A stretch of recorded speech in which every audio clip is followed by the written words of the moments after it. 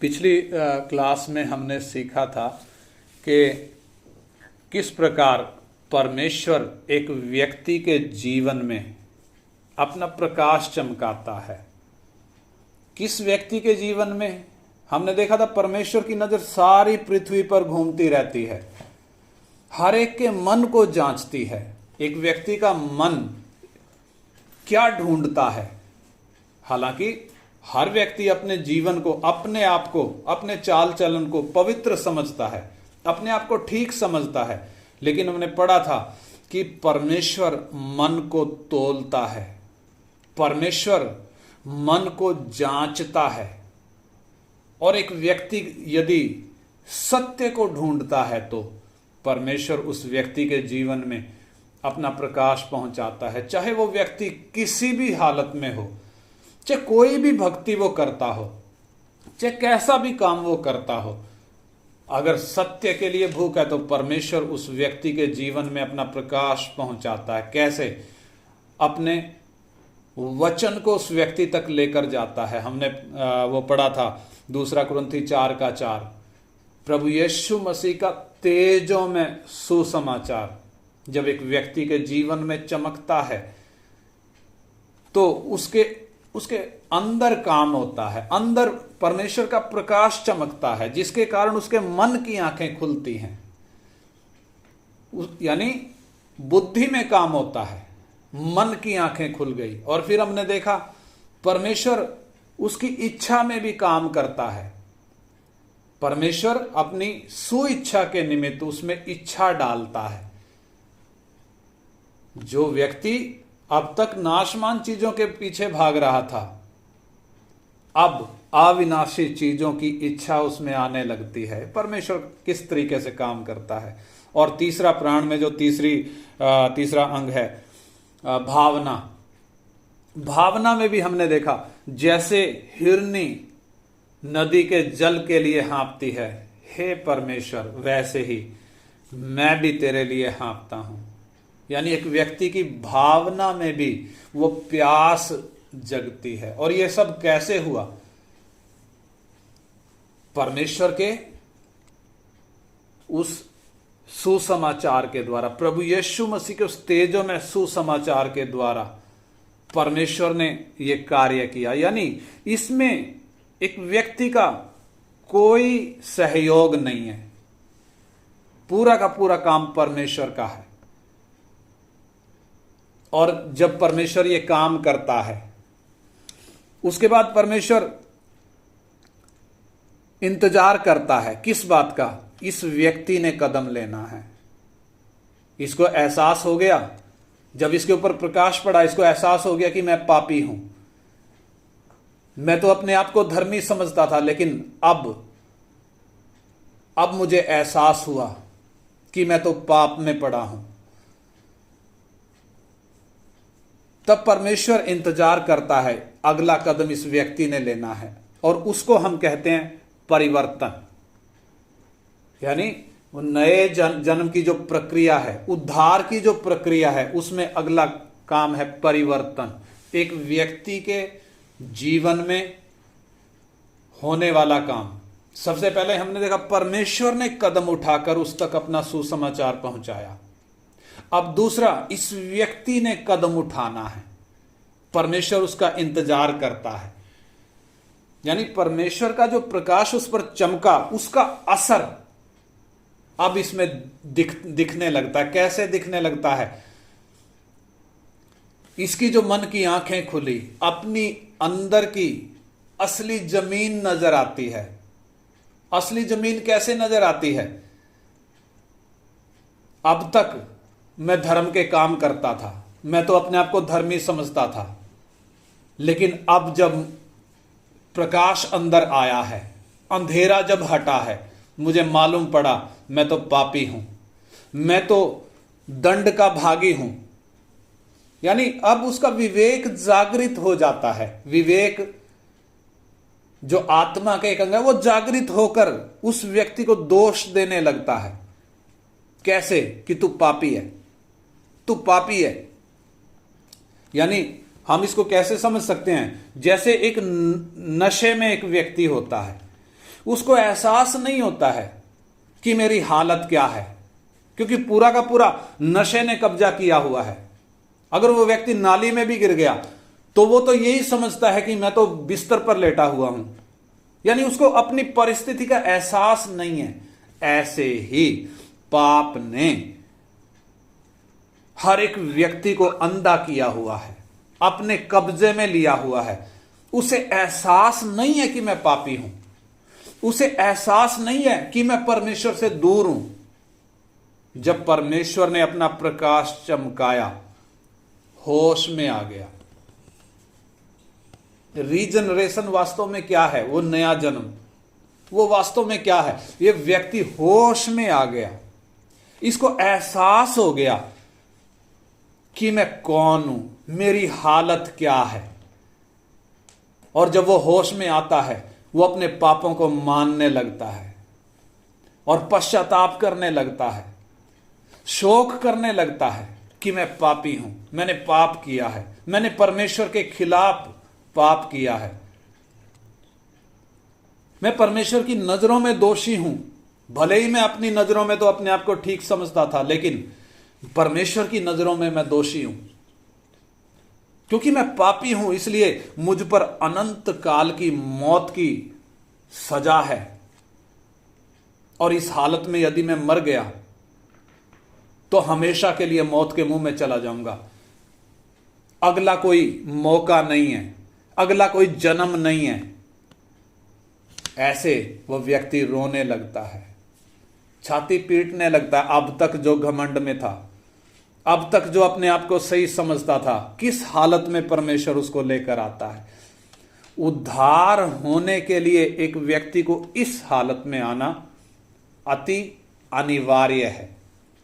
आज की दुनिया में अगर हम मसीही जगत को देखें, यानी मसीही जगत बोलने से यीशु के पीछे आने वाले लोगों को देखें, दुनिया में किसी गुरु के पास इतनी भीड़ नहीं होगी।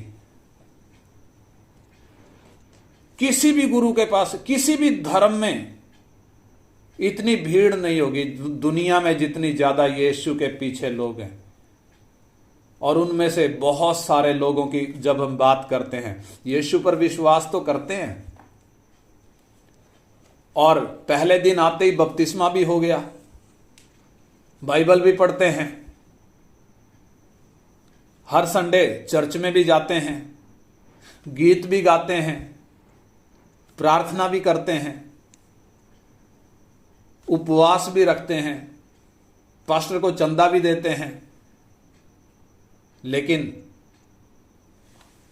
अगर उद्धार की बात करें तो आज तक उद्धार हुआ नहीं है, आज तक उद्धार हुआ नहीं है। यानी अब तक स्वर्गीय राज्य को देखा भी नहीं है। क्यों? कारण क्या है उसके पीछे? क्योंकि ये परिवर्तन का काम उनके जीवन में नहीं हुआ। ज्यादा लोगों की संख्या ऐसी है, कारण क्या है? क्योंकि सत्य के खोजी नहीं है। यीशु के पीछे क्यों आ गए? शारीरिक चंगाई पाने के लिए, शारीरिक आशीषें, संसार की आशीषें पाने के लिए। इसलिए गुड फ्राइडे, ईस्टर, क्रिसमस मनाते हैं। बेशक उसके लिए वचन में कोई जगह ना हो, घर में यीशु की एक तस्वीर भी टांग ली, बेशक उसके लिए भी वचन में कोई जगह ना हो। क्यों? क्योंकि उन्हें मालूम ही नहीं है कि वचन में लिखा क्या है। बाइबल तो है परंतु पढ़ने का मन नहीं है। बाइबल तो है, घर में है, ले रखी है, लेकिन पढ़ने का मन नहीं है। कारण क्यों नहीं पढ़ने का मन है? क्योंकि नया जन्म हुआ ही नहीं है। इसलिए वचन सीखने की भूख आए कैसे? अगर हम शारीरिक रूप से देखें तो जब बच्चा पैदा होता है तो उसको सिखाना नहीं पड़ता कि दूध पी ले, नहीं सिखाना पड़ता। वो बच्चा अपने आप दूध ढूंढने लगता है, अपने आप दूध ढूंढने लगता है, वो अपने आप दूध पीने लगता है। कारण वो उसने जन्म लिया है। ऐसे ही जब एक व्यक्ति का नया जन्म होता है, जब एक व्यक्ति के जीवन में परमेश्वर अपना प्रकाश चमकाता है, उसको जब अपनी जमीन नजर आती है, असलियत नजर आती है, वो दहाड़े मार कर रोता है, वो पश्चाताप करता है। और ये हालत आना अति अनिवार्य है हर एक यीशु के पीछे आने वाले के जीवन में। ये हालत आनी अनिवार्य है। देखो, एक उदाहरण से हम इस बात को समझेंगे। परमेश्वर के वचन में दूसरा सामुएल उसका 12 अध्याय में हम दाऊद के विषय में पढ़ते हैं। दाऊद जिसने व्यभिचार किया, ऊरिया की पत्नी से व्यभिचार किया, और अपने पाप को उसने इस तरीके से छिपा कर रखा, बड़ी चालाकी से काम किया, ऊरिया को पता ना चल जाए। ऊरिया को भी उसने जान से मरवा डाला। वो घटना को हम देखेंगे किस तरीके से परमेश्वर एक व्यक्ति के पाप को प्रकट करता है, किस तरीके से करता है। हम पढ़ेंगे दूसरा सामुएल 12 अध्याय का 1 वचन से। तब यहोवा ने दाऊद के पास नातान को भेजा, और वह उसके पास जाकर कहने लगा, एक नगर में 2 मनुष्य रहते थे, जिनमें से एक धनी और एक निर्धन था। धनी के पास तो बहुत सी भेड़ बकरियां और गाय बैल थे, परंतु निर्धन के पास भेड़ की एक छोटी बच्ची को छोड़ और कुछ भी ना था, और उसको उसने मोल लेकर जिलाया था। वह उसके यहाँ उसके बाल बच्चों के साथ ही बड़ी थी। वह उसके टुकड़े में से खाती और उसके कटोरे में से पीती और उसकी गोद में सोती थी, और वह उसकी बेटी के समान थी। फिर धनी के पास एक यात्री आया, और उसने उस यात्री के लिए जो उसके पास आया था भोजन बनवाने को अपनी भेड़ बकरियों या गाय बैलों में से कुछ न लिया, परंतु उस निर्धन मनुष्य की भेड़ की बच्ची लेकर उस जन के लिए जो उसके पास आया था भोजन बनवाया। तब दाऊद का कोप उस मनुष्य पर बहुत भड़का। हाँ, देखिए, प्रभु का दास भविष्यवक्ता नातान, परमेश्वर ने उसको आज्ञा दी दाऊद के पास जाने के लिए, और नातान ने इतनी बुद्धिमानी से काम किया। कैसे? एक कहानी बनाई। क्यों कहानी बनाई? ताकि दाऊद को जागरूक करे। वो जो नशे में अंधा हो गया है, उसको वो जगाए, उसकी भावना को जगाए। इसलिए एक कहानी बनाई, एक गरीब आदमी और एक धनी व्यक्ति। गरीब के पास कुछ नहीं, एक भेड़ की बच्ची जो उसकी बेटी की तरह, और धनी के पास तो सब कुछ। लेकिन उस धनी व्यक्ति ने जब उसके यहां मेहमान आया तो वो गरीब आदमी की, वो भेड़ की बच्ची को मारकर वो अपने मेहमान की खातिरदारी करी, जबकि उसके अपने पास बहुत सारी भेड़ें थी, बहुत कुछ था, अपनी में से कुछ नहीं लिया। ऐसे में दाऊद का रिएक्शन, वास्तव में यह पाप किया किसने? दाऊद ही ने किया है। दाऊद राजा है। अब उसका रिएक्शन क्या है? उसका 5 वचन। तब दाऊद का कोप उस मनुष्य पर बहुत भड़का, और उसने नातान से कहा, यहोवा के जीवन की शपथ, जिस मनुष्य ने ऐसा काम किया वह प्राणदंड के योग्य है, और उसको उस भेड़ की बच्ची का 4 गुना भर देना होगा, क्योंकि उसने ऐसा काम किया और कुछ दया नहीं की। तब नातान ने दाऊद से कहा, तू ही वो मनुष्य है। इजराइल का परमेश्वर यहोवा यूं कहता है, मैंने तेरा अभिषेक करके तुझे इजराइल का राजा ठहराया, और मैंने तुझे शाऊल के हाथ से बचाया। फिर मैंने तेरे स्वामी का भवन तुझे दिया, और तेरे स्वामी की पत्नियां तेरे भोग के लिए दी, और मैंने इजराइल और यहूदा का घराना तुझे दिया था, और यदि वह थोड़ा था तो मैं तुझे और भी बहुत कुछ देने वाला था। तूने यहोवा की आज्ञा तुच्छ जानकर क्यों वह काम किया जो उसकी दृष्टि में बुरा है। हित्ती ऊरिया को तूने तलवार से घात किया, और उसकी पत्नी को अपनी कर लिया है, और ऊरिया को अम्मोनियों की तलवार से मरवा डाला है। इसलिए अब तलवार तेरे घर से कभी दूर ना होगी, क्योंकि तूने मुझे तुच्छ जानकर हित्ती ऊरिया की पत्नी को अपनी पत्नी कर लिया है। यहोवा यूं कहता है, सुन, मैं तेरे घर में से विपत्ति उठाकर तुझ पर डालूंगा और तेरी पत्नियों को तेरे सामने लेकर दूसरे को दूंगा, और वो दिन दोपहरी में तेरी पत्नियों से कुकर्म करेगा। तूने तो वह काम छिपाकर किया, पर मैं यह काम सब इजरायलियों के सामने दिन दोपहर कराऊंगा। तब दाऊद ने नातान से कहा। हाँ, तब देखिए, परमेश्वर ने जब दंड की आज्ञा सुनाई, पहले उसको होश में लाया, और जब उसको एहसास हो गया कि हाँ मैंने ये काम किया है, परमेश्वर ने उसको दंड की आज्ञा सुनाई, तब दाऊद क्या कहता है, उसका 13 वचन में लिखा है, तब दाऊद ने नातान से कहा, क्या कहा? मैंने यहोवा के विरुद्ध पाप किया है। हाँ, मैंने यहोवा के विरुद्ध पाप किया है। यानी ये दाऊद, इसने पाप किया, लेकिन उस पाप को छिपा कर रखा, किसी को पता ना चल जाए। ऐसे ही हम मनुष्य भी तो हैं, सब के सब जीवन में बहुत से पाप किए, लेकिन किसी से शेयर नहीं किए। क्यों? अगर शेयर करेंगे तो लोग मुंह पे थूक देंगे, जान से मार डालेंगे, घर वाले नफरत करेंगे। हम में से क्या कोई ऐसा है जिसने पाप ना किया हो? इंसान जब से होश संभालता है, उस दिन से परमेश्वर के विरोध में पाप करने लग जाता है। लेकिन परमेश्वर जो हमसे नफरत नहीं करता, बेशक हम पापी हैं, बेशक हमने परमेश्वर के विरोध में पाप किए हैं, तो भी परमेश्वर बदले में हमसे नफरत नहीं करता। यहां हम दाऊद का उदाहरण देखते हैं। दाऊद ने पाप किया, परंतु परमेश्वर ने दाऊद से नफरत नहीं करी, नफरत करके उसे छोड़ नहीं दिया, बल्कि अपने दास को दाऊद के पास भेजा। क्यों भेजा? ताकि दाऊद को अपने पाप का एहसास हो और वो अपने पाप से मन फिराए।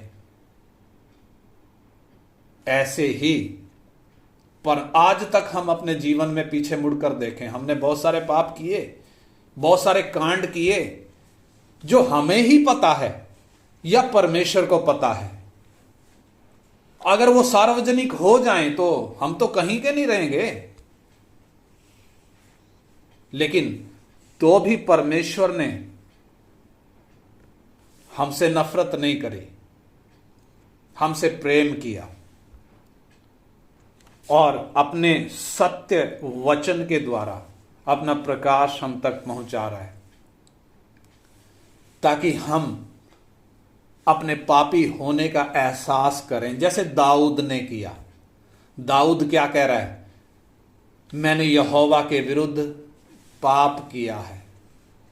और मालूम है, इसी दाऊद ने, जब ये घटना उसके जीवन में आई, नातान ने आकर जब उसको बताया, उसको एहसास कराया कि तू पापी है, तूने पाप किया है, और दाऊद का रिएक्शन, जब तक उसे मालूम नहीं था कि ये मेरे विषय में कह रहा है, तब तक तो क्या कह रहा है? जिसने वो भेड़ की बच्ची गरीब आदमी की मारी, मैं उसको 4 गुना, मैं उसको दंड दूंगा। यहोवा के जीवन की शपथ, मैं उसको दंड दूंगा। लेकिन जब उसको ये मालूम पड़ा कि वो तो मैं ही हूं, क्या अपने ऊपर तलवार चलाएगा? दूसरों के ऊपर तो तलवार चलाने में देर नहीं है, लेकिन क्या अपने ऊपर चलाएगा? हम अपने जीवन को जरा देखें। जब दाऊद के जीवन में यह घटना आई, उसको एहसास हुआ मैं पापी हूं, तब उसके मन की हालत कैसी है? इस घटना के बाद उसने भजन लिखा, भजन 51, भजन संहिता में भजन 51 उसने लिखा। वो भजन जरा हम पढ़ेंगे 1 वचन से। दाऊद के मन की हालत क्या है? साम 51 उसका हेडिंग भी पढ़ें, उसका जो शीर्षक है ना वो शीर्षक भी पढ़ें। पाप क्षमा के लिए प्रार्थना। हाँ हे परमेश्वर। नहीं, उसके ऊपर भी प्रधान बजाने वाले के लिए दाऊद का भजन। दाऊद का भजन। जब नातान नबी उसके पास इसलिए आया कि वो बेतशेबा के पास गया था, व्यभिचार किया था। हे परमेश्वर। तब की ये भजन जो लिखा है ना दाऊद ने, उसके बाद लिखा है, जब उसको एहसास हुआ कि मैंने पाप किया है। अब तक उसको एहसास नहीं था, लेकिन अब उसे जब एहसास हुआ है तब उसके मन की दशा क्या है, वो कैसे अपने पाप का अंगीकार कर रहा है, कैसे परमेश्वर से प्रार्थना कर रहा है, वो बात इधर लिखी है, पढ़ेंगे। हे परमेश्वर अपनी करुणा के अनुसार मुझ पर अनुग्रह कर। अपनी करुणा के अनुसार मुझ पर अनुग्रह कर। अपनी बड़ी दया के अनुसार मेरे अपराधों को मिटा दे। हाँ, अपनी बड़ी दया के अनुसार मेरे अपराधों को क्या कर दे, मिटा दे। क्यों? इसको मालूम पड़ गया मैंने किसी दूसरे की पत्नी से व्यभिचार किया है, और उस व्यक्ति को मालूम ना पड़ जाए इसलिए उसको भी जान से मरवा दिया। इसलिए अपनी बड़ी दया के अनुसार क्या कर दे, मेरे अपराधों को मिटा दे। और आगे 2 वचन। मुझे भली भांति धोकर मेरा अधर्म दूर कर। हाँ, मुझे भली भांति धोकर मेरा अधर्म क्या कर दे, दूर कर दे। हाँ, और मेरा पाप छुड़ाकर मुझे शुद्ध कर। हाँ, मेरा पाप छुड़ाकर मुझे क्या कर दे, शुद्ध कर दे। हाँ, मैं तो अपने अपराधों को जानता हूँ। हाँ, देखो अब इसको एहसास हुआ है अपने अपराधों का। कहता है मैं तो अपने अपराधों को जानता हूँ, और मेरा पाप निरंतर मेरी दृष्टि में रहता है। हाँ, मेरा पाप निरंतर मेरी दृष्टि में, यानी इसका विवेक इसको क्या कर रहा है, झकझोर रहा है। इसका विवेक इसको दोषी ठहरा रहा है, तू पापी है, तू पापी है। इसलिए ये परमेश्वर से कैसे प्रार्थना कर रहा है, मैं तो अपने अपराधों को जानता हूं और मेरा पाप निरंतर मेरी दृष्टि में रहता है। हाँ, मैंने केवल तेरे ही विरुद्ध पाप किया। हाँ, मैंने तो किसके विरोध में किया, बतशेबा के विरोध में नहीं, उरिया के विरोध में नहीं, मैंने तो हे परमेश्वर तेरे ही विरोध में पाप किया है, और जो तेरी दृष्टि में बुरा है वही किया है। हाँ, जो तेरी दृष्टि में बुरा है वही किया है। हाँ, जबकि तू ताकि तू बोलने में धर्मी और न्याय करने में निष्कलंक ठहरे। देख, मैं अधर्म के साथ उत्पन्न हुआ और पाप के साथ अपनी माता के गर्भ में पड़ा। यानी जब एक व्यक्ति पर जब वो सच्ची ज्योति चमकती है उसको एहसास होता है मैं पापी हूं, अपने कामों के कारण नहीं केवल, बल्कि मैं तो जन्म से पापी हूं। इसलिए दाऊद भी कहता देख मैं अधर्म के साथ उत्पन्न हुआ, यानी जब मैं उत्पन्न हुआ तो पाप के साथ उत्पन्न हुआ और पाप के साथ अपनी माता के गर्भ में पड़ा। देख, तू हृदय की सच्चाई से प्रसन्न होता है और मेरे मन ही में ज्ञान सिखाएगा। उसका 7 वचन। जूफा से मुझे शुद्ध कर। जूफा से मुझे शुद्ध कर तो मैं पवित्र हो जाऊंगा। तो मैं पवित्र हो जाऊंगा। मुझे कैसे शुद्ध कर, मुझे जूफा से मुझे शुद्ध कर तो मैं पवित्र हो जाऊंगा। यानी इसको जब अपना पाप नजर आ रहा है, पाप से ये जब पश्चाताप कर रहा है, परमेश्वर से जब ये प्रार्थना कर रहा है किस चीज के लिए, मुझे क्या कर दे, शुद्ध कर दे, मुझे क्या कर दे, मुझे पवित्र कर दे, क्या कर दे, मेरा अधर्म दूर कर दे, मेरा पाप माफ कर दे, मेरे अपराधों को मिटा दे, मुझे जूफा के द्वारा शुद्ध कर, तब मैं पवित्र हो जाऊंगा और मुझे धो और मैं हिम से भी अधिक श्वेत बनूंगा। हाँ, मैं हिम से भी अधिक कैसे श्वेत बनूंगा। मुझे हर्ष और आनंद अपना मुख, हाँ उसका अपना मुख मेरे पापों की ओर से फेर ले। हाँ, और मेरे सारे अधर्म के कामों को मिटा डाल। हाँ, अपना मुख मेरे पापों की ओर से क्या कर ले, फेर ले और मेरे सारे अधर्म को अधर्म के कामों को मिटा डाल। हे परमेश्वर, मेरे अंदर शुद्ध मन उत्पन्न कर और मेरे भीतर स्थिर आत्मा नए सिरे से उत्पन्न कर। यानी इस भजन 51 में हम क्या देखते हैं? दाऊद का टूटा हुआ मन देखते हैं, दाऊद के मन की व्यथा को देखते हैं। कैसे दाऊद को पता चला कि मेरी ये हालत है? जब परमेश्वर ने उसका पाप उस पर प्रकट किया। हम पर हमारा पाप कब प्रकट हुआ? जब परमेश्वर का ये सत्य वचन, जैसे दाऊद के पास नातान नबी आया, ऐसे ही परमेश्वर ने अपने किसी दास या किसी विश्वासी के द्वारा ये सत्य हम तक पहुंचाया। आज ये सत्य आप तक पहुंच रहा है। और ये प्रार्थना जो दाऊद की हमने देखी, वास्तव में ये एक नमूना है, एक आदर्श प्रार्थना है। किस व्यक्ति के लिए? जिसके जीवन में परमेश्वर ने यीशु मसीह के सुसमाचार के द्वारा उसको उसकी असलियत दिखाई है। जिसको मालूम पड़ा है कि मैं जो अपने आप को धर्मी समझता था, अपने आप को अच्छा समझता था, मैं तो पापी हूं। जिसके समझ में आया है और उसे एहसास हुआ है कि मैं अच्छा नहीं हूं, बल्कि मैं एक पापी मनुष्य हूं, मैं पाप की दलदल में धंसा हुआ हूं।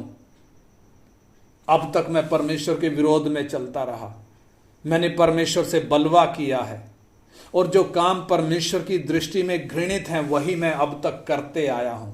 मैं दोषी हूं, मैंने पाप किए हैं, मैं अपराधी हूं, पाप के कारण मैं परमेश्वर से दूर हूं और परमेश्वर का दंड मुझ पर है। मैं पाप का गुलाम हूं, मुझे इस पाप की दलदल से निकाले जाने की जरूरत है। कोई मुझे इस पाप की दलदल से निकाले, मुझे परमेश्वर के क्रोध से छुड़ाए जाने की जरूरत है, मुझे उद्धार की जरूरत है। यानी परमेश्वर एक व्यक्ति को होश में लाता है। जो नशे में है उसको पकड़कर जैसे हिलाते हैं ना, उसको होश में लाता है। तू होश में आ, तू अपनी हालत को देख। और जब उसे हालत एहसास हुई, फिर वो दहाड़ा मारता है, फिर वो रोता है, छाती पीटता है दाऊद की तरह, हे परमेश्वर मेरे अपराधों को मिटा डाल, मेरे पापों को माफ कर, मेरे पापों की ओर से अपना मुख फेर ले प्रभु, मुझे जूफा से शुद्ध कर, मेरे अधर्म को दूर कर। किस तरीके से दाऊद गिड़गिड़ा रहा है। ऐसे ही जब परमेश्वर का वचन एक व्यक्ति तक पहुंचता है, परमेश्वर उसके जीवन में ये हालत लाता है। ये हालत, इस हालत को कहते क्या है? ये मन फिराव की हालत है। मन फिराव की हालत यानी पहला कदम परमेश्वर ने कौन सा उठाया? अपना प्रकाश चमकाया, उसको होश में लाया, उसको अपना पाप दिखाया। अब परमेश्वर इंतजार करता है, ये कोई कदम उठाएगा। ये कौन सा कदम उठाएगा? जैसे दाऊद ने कदम उठाया। मालूम है, दाऊद ने जो पाप किया, छिपा कर रखा, उसके बाद दाऊद ने वो अपना पाप लिख दिया, और आज तक दुनिया भर में उसका पाप पढ़ा जाता है।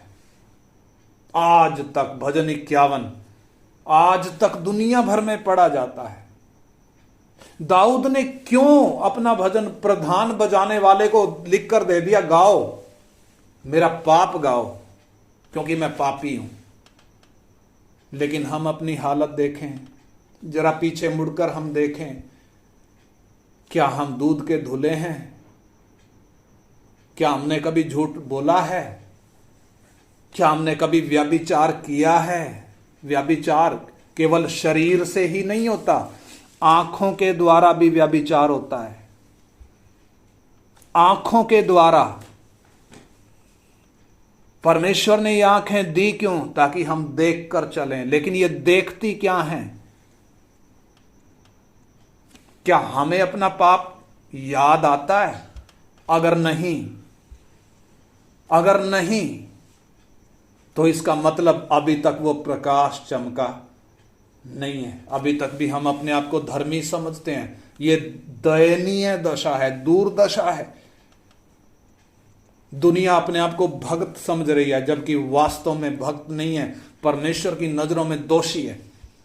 लेकिन परमेश्वर की दया, वो उसने अपना प्रकाश हम तक पहुंचाया, उसने अपनी सच्चाई हम तक पहुंचाई। वो चाहता है हम बच जाएं, हम उद्धार पाएं, हम सत्य की पहचान में आएं। वो चाहता है हम स्वर्गीय राज्य को देखें, ना केवल देखें, हम स्वर्गीय राज्य में प्रवेश करें। ना केवल प्रवेश करें, वो चाहता है हम स्वर्गीय राज्य के अधिकारी बने, अनंत काल के राज्य के अधिकारी बने। परमेश्वर ये चाहता है। लेकिन जब तक हम पापी हैं, हम परमेश्वर का राज्य देख भी नहीं सकते। इसलिए यीशु ने बोला, यदि कोई व्यक्ति नए सिरे से ना जन्मे, परमेश्वर का राज्य देख नहीं सकता। नए सिरे से कब जन्मेगा? जब अपना पाप एहसास होगा, और जब अपने पाप से एक व्यक्ति मन फिराएगा। जब एक व्यक्ति अपने पाप से मन फिराएगा, तब परमेश्वर अगला कदम उठाता है। और वो अगला कदम क्या है? प्रभु की मर्जी है तो हम अगली क्लास में उसको देखेंगे। आज हमने क्या देखा? हमारा पाप, जैसे दाऊद का पाप परमेश्वर ने याद कराया, आज हमें भी इन वचनों के द्वारा परमेश्वर अपना पाप याद करा रहा है। हमें कहानी सुनाने की जरूरत नहीं। पीछे मुड़कर जरा हम देखें, हमने क्या क्या किया। किसके विरोध में? सर्वशक्तिमान परमेश्वर के विरोध में। परमेश्वर के वचन में बहुत सारे उदाहरण हैं, बहुत सारी घटनाएं हैं, जिनके द्वारा वो हमें होश में ला रहा है। हमने ये छोटी सी एक घटना पढ़ी, ताकि हम पीछे मुड़कर देख सकें, मैंने अपने जीवन में क्या क्या किया है, और हम दाऊद की तरह हम भी परमेश्वर को पुकारें, हे परमेश्वर मेरे पापों को क्षमा कर दे, मुझे भी धोकर शुद्ध कर दे, मेरे अपराधों को मिटा डाल प्रभु। दाऊद कहता है मुझे जूफा से शुद्ध कर। मालूम है हमारे लिए परमेश्वर का मेमना क्रूस पर बलिदान हुआ। उसने अपने खून की आखिरी बूंद तक दे दी। क्यों? ताकि हमारे पाप मिटाए जाएं। हमारे पाप दुनिया में किसी साबुन से साफ नहीं हो सकते थे। कोई साबुन ऐसा नहीं है जो इंसान के पाप मिटा दे।